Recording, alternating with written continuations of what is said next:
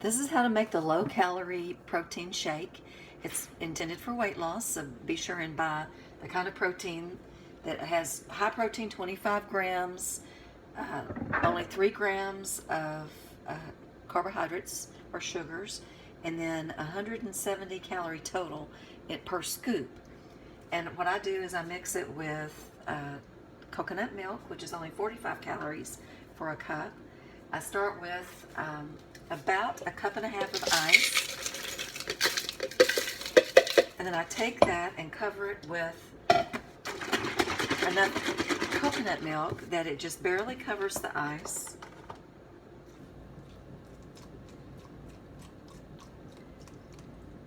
I put in 1 scoop of the stevia, and I use a large scoop that came out of one of the protein containers. And so I mix that in just to give me more room in my container whenever I turn on the blender. And I am using a Ninja, which is very handy. Drink right out of the container.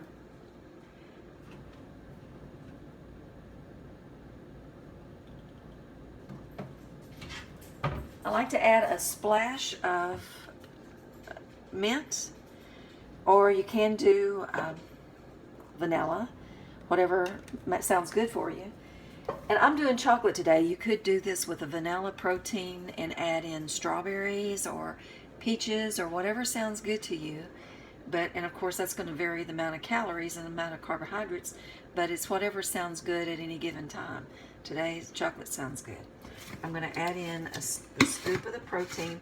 I use a heaping scoop, so I assume that it's closer to 200 calories than the 170 that it says on the container, and that's all right.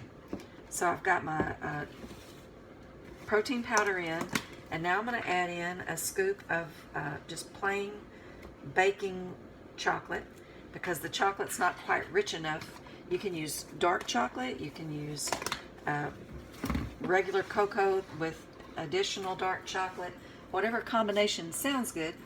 But the key thing is I want this to come out with the consistency of a Frosty or a milkshake. I take everything in, all the ingredients are in here now, so I'm going to put on the top, put it in the blender. I'm going to pause just for a second while I blend.